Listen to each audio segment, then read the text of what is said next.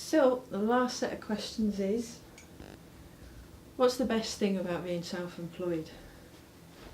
Oh, I wasn't expecting that one. Being able to decide your own work hours. I think the best thing is feeling value in what you do and making a difference, like creating something that someone else loves and appreciates is a great feeling, and it's much better than just sitting in a dark room all day pushing paper. Or an office cubicle. Yeah. What about the worst thing or the hardest thing of trying to get a business going, or even once you've got it going, running it? It's maintaining the motivation sometimes when you don't feel like doing all the hard work that is involved. You just need to do it. You need to be dedicated. And Is that a problem because you're working on your own? Whereas if it was your business and you had a team of 5 people, do you think it's harder being a micro business on your own to keep that motivation going?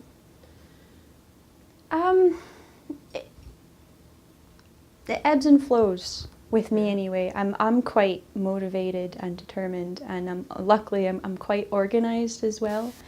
But I think if I did have other team members to help me out, I would probably afford myself more time to relax. So that's a great goal. It is a great goal. Is that one of your goals, to find more time for you? Yes, definitely. So that's one of the hardships that you have to face then, especially if you're working full time as well. Mm-hmm. Is that you don't have a lot of time to yourself because you're either working here or working for your employer. Yeah. But hopefully it'll be worth it. Yeah. If my goal is something that I want, so I'm going to work hard to get it. Yeah. And so if you had some advice to give yourself when you first started on this journey, or someone just starting out right now who wants to do something similar, what would that advice be? What's one of the biggest things that you've learned? don't undervalue yourself. Okay. And just don't undervalue yourself. Don't sell yourself too cheap, and make sure you give yourself the time that you're worth.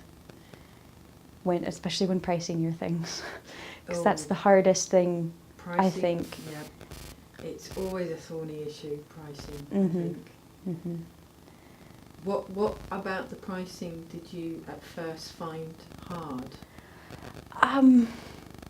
Well, when I was just beginning, I was just making things more as a hobby, and was like, I wasn't keeping track of how long it was taking me, or how much time and money I was putting into something. I was like, what's someone going to pay for this? And that's not the right way to do it, because what one person might pay for it is not what another person's going to pay for it. And you don't want to be stuck making hundreds of things that aren't going to make you any money, and it's just going to lose yourself money. You're going to get stressed, and your love of your business is going to die. Yeah. So how did you get around that? At what point did you say, look, I need to get this sorted?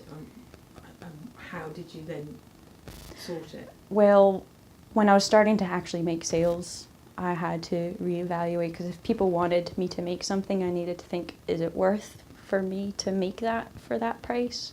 Because now I actually have to take my time into consideration. Because so when you started getting requests and commissions, well, I keep track. Right now, if I make something new, I keep track of how long it takes me to make and the materials that go into it, and then I will calculate based on that. And so you have in your head, you have your hourly rate. Yes.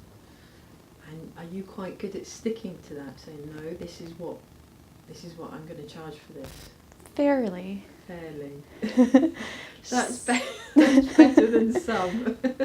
Most of the time, yes. There's some things that I will balance out if I think that's... I know I said don't sell yourself too short, and I know I do it. I think we all myself. do it. Yeah. Yes. And everyone else will tell me, no, if that's what it costs, that's what it costs. Yeah. So is there a fear sometimes between, okay, this is what I should be charging, but is someone going to buy it at that price? Did you ever have that fear? Oh yes, definitely. Because I didn't really know the market as I was getting into it, and then there's so many different markets for jewellery. You are quite a niche market though. Yeah. There's not many that kind of... I didn't know where I fit, and I think I was trying to appeal to too many. Yeah. In the beginning, so I know I've definitely adjusted, but I've got a good formula down for my prices to make it worthwhile for me and for everyone else. Like you touched on something that can be quite a key factor is narrowing down your market. Mm-hmm. Yeah, we quite often, and myself included, had a tendency to want to be all things to everybody.